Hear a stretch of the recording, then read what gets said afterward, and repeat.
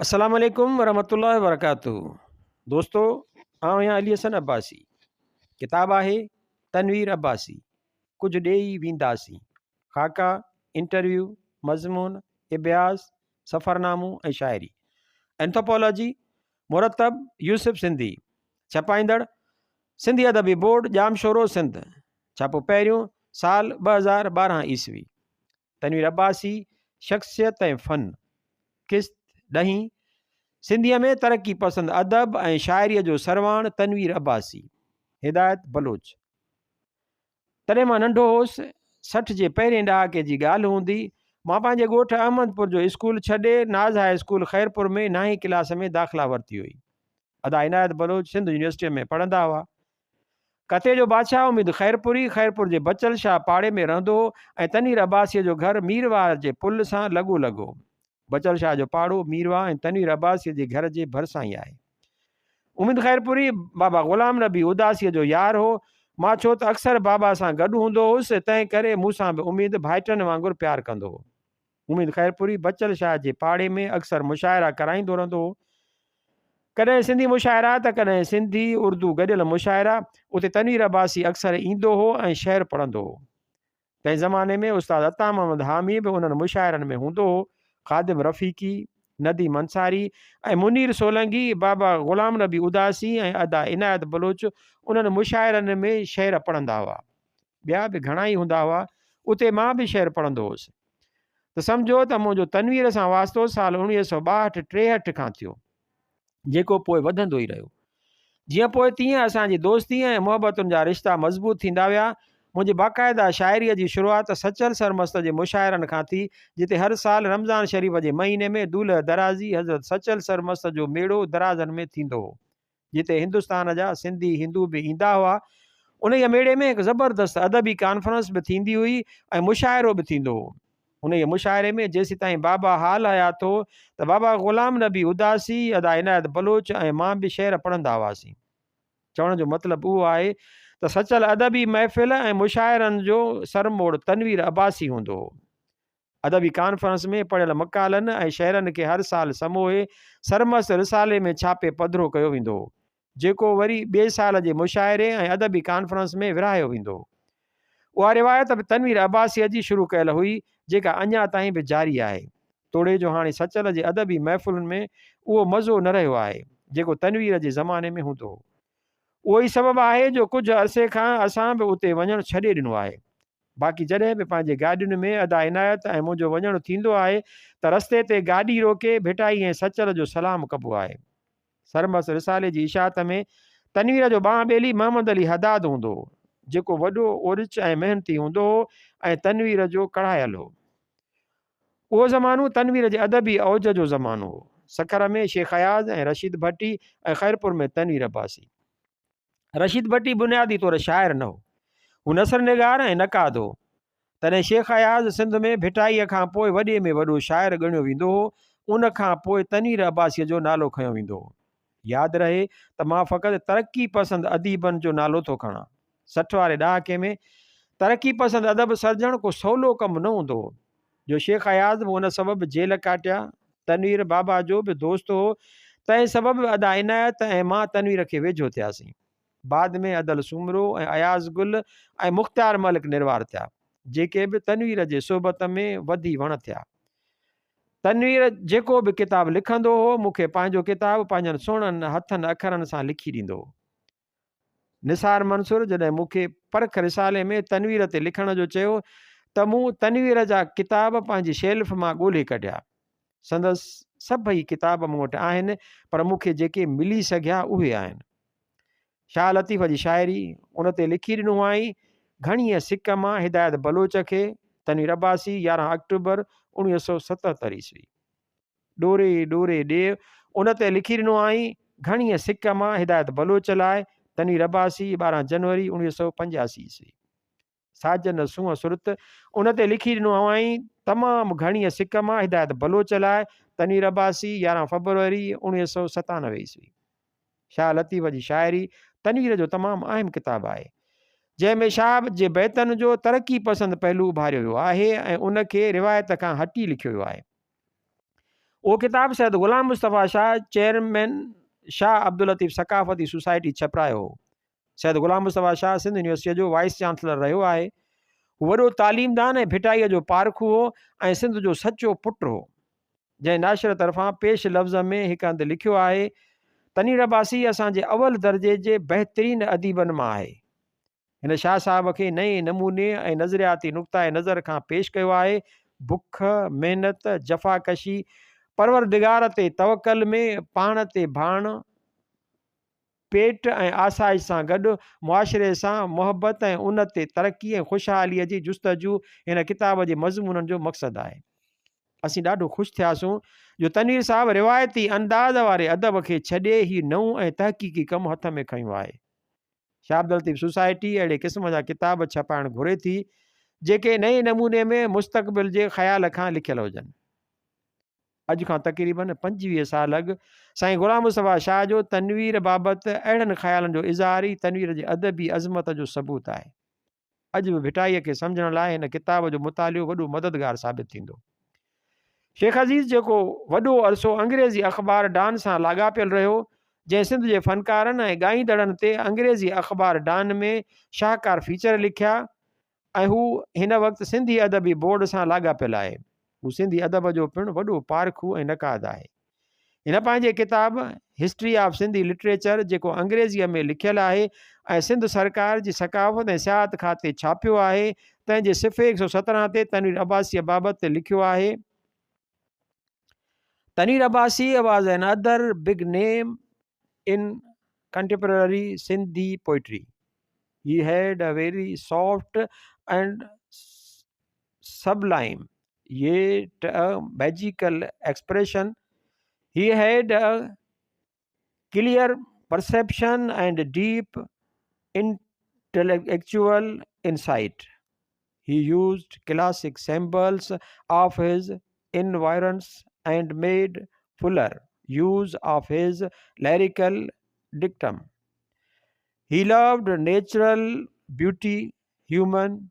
He was versatile in poem, free verse, ghazal and geet, aspirations and crafts, a composition feeling in utter poetical subtleties. In some of poem he was too expressive in universalism.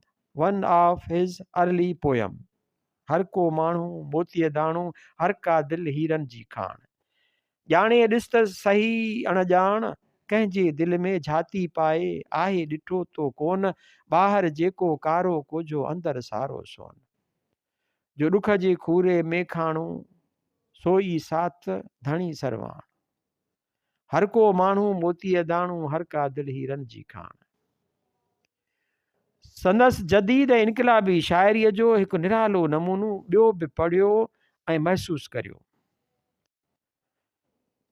नैन वारनि जो उन्हीअ साण को रस्तो नाहे, सभु चवनि था उन्हीअ जो को छेड़ो नाहे, चंग चोलीअ में न आहे जंहिंखे सो पंहिंजो नाहे, मूं सॼी वाट जिते पेर जो खड़को नाहे, तुंहिंजी चौंठ ते रसण लाइ सधूं केरु करे, दार जे दौर खां शीदाईअ जो गुज़रियो नाहे, हिकिड़े पिंजरे में सभई बंदि कया विया आहियूं, तोड़े हर कोई आहे क़ैद अकेलो नाहे, कतरो दरिया न थियो जेको सो कतरो कहिड़ो, जेको भड़के न भड़े, जेकी भड़के न भेड़ थियो उहो शोलो नाहे, इश्क में तुंहिंजे ही तनवीर खे छा थी वियो आहे, जहिड़ो हूंदो हो हाणे रहियो अहिड़ो नाहे। ऐं आख़िर में शाइरी ऐं जदीद शाइरीअ बाबति मां तव्हांखे तनवीर जे पंहिंजे लिखणीअ मां उहे टुकड़ा पेश कंदुसि जन सां शाइरीअ जी सिन्फ़ सम्झण में मदद मिले। उहे टुकड़ा मूं अयाज़ गुल जे शाइरी मजमूए ॾुख जी न पुॼाणी आहे तां वरिता आहिनि, जंहिंमें अयाज़ गुल जे शाइरीअ जो अभ्यास कंदे सिज सुभाणे जा करे में तनवीर तमामु तफ़सील सां लिखियो आहे। प्यार बराबरि हिकु आफ़ाक़ी जज़्बो आहे जेको ज़मान ऐं मकान सां नथो बदिलिजे, उहो क़दीम खां क़दीम ऐं जदीद खां जदीद ज़माने तोड़े ओभर खां ओलह ऐं उत्तर खां ॾखण साॻियो आहे। जेसीं ताईं प्यार जे बुनियादी जज़्बे जो तालुक आहे त उहा ॻाल्हि सही आहे, पर जे वीचार कयो त प्यार जी उन आफ़ाक़ी जज़्बे ते इज़हार जा तरीक़ा ज़मान ऐं मकानार बदिलबा रहनि था। सिंध में उनजो इज़हार अॼु खां 1 सदी अॻु जीअं थींदो हो तीअं अॼु बि थिए थो। साॻीअ रीति अॼोके दौर में उहो ई प्यार जीअं इंसान वटि आहे तीअं यूरोप में, अमेरिका में, उन ई अफ्रीका ऐं अरब मुल्कनि में त तिहां ई वधीक बदिलियल आहे। छो त प्यार ते हर दौर में समाजी हालतुनि जा ओडड़ा पवंदा रहनि था। लोकगीतनि जे रुमानवी शाइरीअ, क्लासिकी शाह सचल सामीअ जे रुमानवी शाइरीअ ऐं अॼु जे रुमानवी शाइरीअ में प्यार जे जज़्बे जो ऐं इज़हार में फ़र्क़ु आहे। उहो फ़र्क़ु न फ़क़ति सिंधी शाइरीअ में आहे, पर हर अॻिते वधंदड़ क़ौम जे रुमानवी शाइरीअ में नज़र ईंदो। अहिड़ी तरह असांजी शाइरीअ में रुमानवी इज़हार जी इब्यास ज़रिए उहो ॼाणी सघूं था त उन क़ौम में केतिरो जल्दी समाजी तब्दीलियूं आयूं ऐं उहा केतिरो अॻिते वधी। हर सुठे शाइर लाइ पंहिंजी क्लासिकी ऐं रिवायती क़दुरनि जो न फ़क़ति इब्यास ज़रूरी आहे, पर उन्हनि में ऊन्ही टुॿी हणी उन ते मुकमिल उबूर हासिलु करण बि लाज़मी आहे। उन इब्यास खां सवाइ हू ॿोलीअ जे शाइरीअ जे मथाशिरे ते ई रहंदो ऐं उन में को रचाव न पैदा करे सघंदो। पर ॻाल्हि उते पूरी नथी थिए। क्लासिकी रिवायतुनि ते ई शाइरी ख़तमु न थियणु घुरिजे, पर उन्हनि खां अॻिते बि वधणु घुरिजे। छो त हीअ शाइरी क्लासिकी रिवायतुनि ताईं महदूद रहिजी वई त अॻिते वधी न सघंदी। उन करे सुठे शाइर लाइ लाज़मी आहे त उनखे क्लासिकी शाइरीअ जी रिवायतुनि जो ऊन्हो इब्यास हुजे, पर उन इब्यास ते जे सहारे उहो पंहिंजे शाइरनि खे अॻिते वठी वञे, पंहिंजे दौर ताईं आणे। तनीर अब्बासी, एज़रा पाउंड ऐं T.S. एलियट जे फ़न ऐं शाइरीअ खां घणो मुतासिर हो। हू संदन जदीदियत खां मुतासिर हो। शाइरीअ में रदेफ़ काफ़िए जी तुकबंदियुनि, महबूब जे गिटनि ऐं ज़ुल्फ़नि जहिड़ी पुराणी शाइरीअ जे मौज़ूअनि खां हटी ज़िंदगीअ जी तल्ख़ तजुर्बनि ऐं ज़मीनी हक़ीक़तुनि ते लिखण ई जदीदियत आहे ऐं पुराणी फ़क़ति महबूब जे वाखाण खां फ़रार बि उनजो नालो आहे। पर ईअं बि कोन्हे त जदीदियत जो मतिलबु आहे त उन में महबूब जो तसवुर ई न आहे। ग़ज़ल अॼु बि जदीद मौज़ू आहे ऐं ग़ज़ल जो मतिलबु ई आहे त महबूबनि सां या औरत सां ॻाल्हाइणु। जीअं मूं अर्ज़ु कयो त जहिड़ी तरह T.S. एलियट ऐं एज़रा पाउंड सॼी दुनिया जी जदीद लेखकनि ऐं शाइरनि खे मुतासिर कयो, अहिड़ीअ तरह सिंधीअ जी तरक़ी पसंदि शाइरनि ऐं अदीबनि खे पिणु मुतासिर कयो, जिन में शेख हयाज़ ऐं तनीर अब्बासी बुलंद मक़ाम ते बीठल आहिनि। या ईअं चइजे त सिंधीअ में शेख हयाज़, तनीर अब्बासी, नारायण श्याम ऐं हरी दिलगीर जदीदियत जा बानी हुआ। तनीर जो ॿियो कारनामो आहे जापानी हाइको खे सिंधीअ में मुतारिफ़ कराइणु। ईअं बि न आहे तनवीर खां अॻु सिंध में हाइको न लिखियो वेंदो हो, पर तनीर हाइको जे फ़न खे हिकु पारखो वांगुरु उन ते ख़ूब लिखियो ऐं सिंधीअ में जापानी हाइको खे तनीर मशहूरी ॾिनी। इन इंतिहाई कामयाबु हाइका लिखिया। हाइको ऐं नसरी नज़मनि बाबति तनवीर जो कमु तमामु अहम आहे। हिते कुझु तनवीर जा हाइका पढ़ो। मस्जिद ॾे पए वियो, रस्ते में गुल टिड़ियल ॾिसी उते ई तरसी पियो। मस्जिद ॾे पए वियो, वाट ते पखियुनि लात कई उते ई तरसी पियो। आई पन छण सभिनि वणनि पन छाणिया, निर्जो खजीअ जो वण। खजनि झलिया डंग उभ में या गज गोड़ थी, पकड़ियो ॿेड़ियुनि वंझ। मारी दड़ एकांत, ख़ाली घर खाइण अचे, टेलीफोन बिसांत। तनीर अब्बासी हिकु घण पढ़ियो शख़्स हो। संदसि घर में शेख हयाज़ वांगुरु हिकु वॾो कुतुबखानो हूंदो, जंहिंमें अक्सर हू मुताले में मशगूल रहंदो। संदसि किताब शाह लतीफ़ जी शाइरीअ में हिन जन लेखकनि जा हवाला ॾिना आहिनि, उहे पढ़ो। मां संदसि इल्मियत खां मुतासिर थियुसि, यकीनन तव्हां बि थींदा। H.T. सार्ले, शाह लतीफ़ा भिट, दीन मोहम्मद वफ़ाई, शाह जे रिसाले जो मुतालियो। T.S. Eliot in poetry and poets. I. Qazi, Shah Abdul Latif and introduction to his art. नक्शे लतीफ़, महकमाए इतलात। Mid century French poets, New York. Berumal Advani, लतीफ़ी सैर। John Kennedy Wheaton, New Jersey. I.A. Richards, principles of literary criticism, London. J Isaacs background of modern poetry London, René ऐं Austin theory of literature, एडर upon literary essays, Abdul Jabbar Junejo Sindhi अदब जी मुख़्तसर तारीख़, Sanders discovery of poetry New Jersey, Archibald MacLeish poetry and experience Middlesex theory of literature, Wellek and Warren London, Ghulam Ahmed Shahani Shah jo Risalo, William Cohen walk seasons Tokyo, Peter Jones तारुफ imagistic poetry Middlesex, Charles Baudelaire flowers of evil London, Stephen Spender ऐं Donald Hall the concise encyclopedia of English and American poets and poetry New York, encyclopedia Britannica, Shipley Joseph T dictionary of world literary terms London, टेलियर D M poetry direct and oblique London, encyclopedia of social sciences language, Hazard Adams contexts of poetry London, Thomas Carlyle Sartor Resartus New York, W B Yeats works of William Blake London, Susanne Langer philosophy इन न्यूके।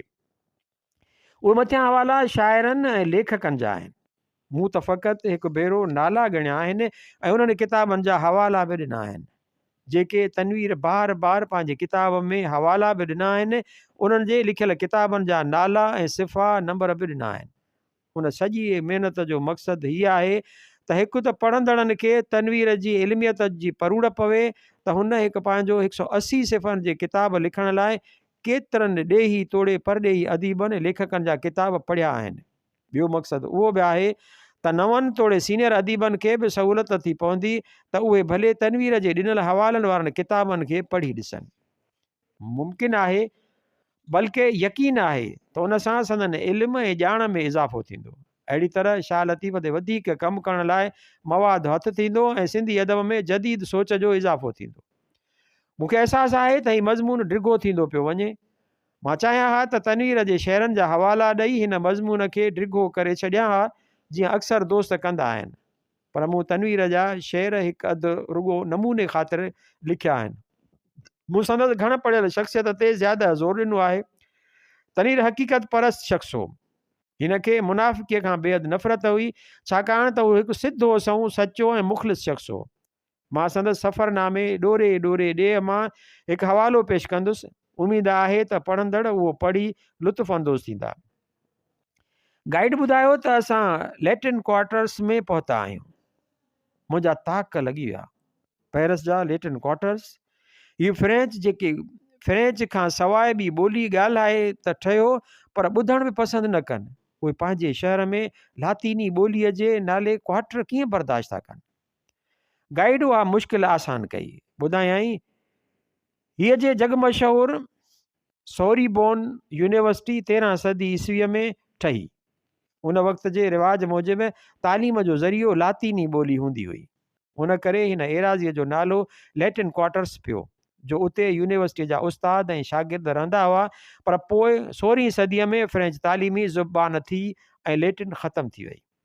उन ॻाल्हि ते मूंखे अञा बि वधीक अजब लॻो। लैटिन लातीनी ॿोली ख़तमु थी वई, पर तंहिं हूंदे बि फ्रेंच उन एराज़ीअ जो नालो मिटाए फ्रेंच क्वार्टर्स न कयो। कमाल आहे। उन क़ौम ते सलाम आहे। ज़िंदा क़ौमूं, बहादुर क़ौमूं, अहसास कमतरीअ में वरतल क़ौमूं तारीख़ी हक़ीक़तुनि खे लिकाइण ऐं दॿाइण जी नाकाम कोशिश में पंहिंजा पोल पधरा करे छॾींदियूं आहिनि। असां नेपियर रोड जो नालो मिटायो त छा उहा हक़ीक़त रही वेंदी त सर चार्ल्स नेपियर सिंध फ़तह कई हुई। जे फिरियर रोड, फिरियर हॉल ऐं फिरियर गार्डन जो नालो मटायोसीं त छा सर बार्टल फिरियर जी सिंधी ॿोलीअ जी कयल ख़िदमतुनि ते हमेशह लाइ परदो विझी सघंदासीं। जे सीता जेम्स आबाद, जेकब आबाद जा नाला मटायासीं त छा अंग्रेज़नि ऐं हिंदुनि खे सिंध जे तारीख़ मां हमेशह निकाली मिली वेंदी। असां Napier road, Frere road, Burns road, McLeod road जो नालो मटाए छॾियो, फेरियर गार्डन जो नालो मटाए छॾियो, गांधी गार्डन खे मुस्लमान कयो। छा तारीख़ जूं अणमिटजंदड़ लीकूं रही वियूं? छा असां अंग्रेज़ जो दौर ऐं हुकूमत तारीख़ मां पटे कढी छॾियो? तनीर माण्हू कीअं हो? मखण माण्हू हो, खिलणो मिलणो, भोगाई ठकाई प्यार करण वारो। कराचीअ में संदसि घणियूं शामूं मूंसां गुज़रियूं, जंहिंमें ताजल बेवस ऐं शमशीर हैदरी बि गॾु हूंदा हुआ। अदब ते बि ॻाल्हि ॿोल थींदी हुई, शाइरी बि थींदी हुई, त बेअदब ॻाल्हियूं बि थींदियूं हुयूं। शमशीर सां ॾाढो हुजाइतो हो ऐं शमशीर खे मुखातिब थींदो हो, अदा ओ अदा हुजई, ईअं करे टहकनि में ॿुॾी वेंदो हो। शमशीर खेसि दड़का ॾींदो हो, हुजई ॾे, हुजई तनू मल। शमशीर तनवीर खे तनू मल सॾींदो हो। ॾाढा मज़ा हूंदा हुआ। पंहिंजे पुट सां ॾाढो प्यारु हुउसि, पर खेसि उन ई प्यार जी अहिड़ी मोट न मिली। सॻिया पंहिंजे पुट सां ॾाढो प्यारु हुउसि, पर खेसि उन जे प्यार जी अहिड़ी मोट न मिली सघियसि। सरमद जो घर ख़ैरपुर मां खेसि इस्लामाबाद लॾायाऊं। उते शायदि संदसि प्यारी घरवारी ऐं प्यारे पुट हिन जो हुको पाणी बंदि करे छॾियो। हिन ते सख़्तियूं कयूं वयूं, तव्हांजो हयातीअ ताईं हथु खणी वियो। दोस्तनि ख़ासि करे सिंध ग्रेजुएट्स एसोसिएशन जे सदर डॉक्टर सलेमान शेख ऐं ॿियनि वॾा वस कया त माई मुयाई जियास जे वञी मढ़ मली रॾे। पर हाय अहिड़ी क़िस्मत जो तनवीर अब्बासीअ जहिड़े मखण माण्हूअ खे इस्लामाबाद में दफ़न कयो वियो ऐं हिकु विछोड़े मथां ॿियो विछोड़ो ॾिनो वियो, जो संदसि मज़ार ते बीही ॿ कुल पढ़ण ऐं ॿ ॻोड़ा ॻाइण खां बि वियासीं। मोकलाणीअ खां अॻु ॿीहर कुझु तनवीर खे वरजायूं। जे कोई बि गॾु न हलंदो, मां हेकल ई वेंदुसि। मूंखे अॻिते वञिणो आहे, जीअं सभ जो जग में उल्फत जे आधार। खण अखियूं खिल यार तूं, अञा त राति जा 12 आहिनि, तोखे लॻी आहे यार वञण जी, चोॾींहं जो चंड चमके थो। तूं आॾो हूंदीअ ऐं लिखंदुसि शेर नवां तुंहिंजे काण, वक़्तु सुठो गुज़री वेंदो, तुंहिंजे विछोड़े मूंखे विलोड़े, आहे कयो दुख जो हेराक, रूह कयो किथे कोन अजायो।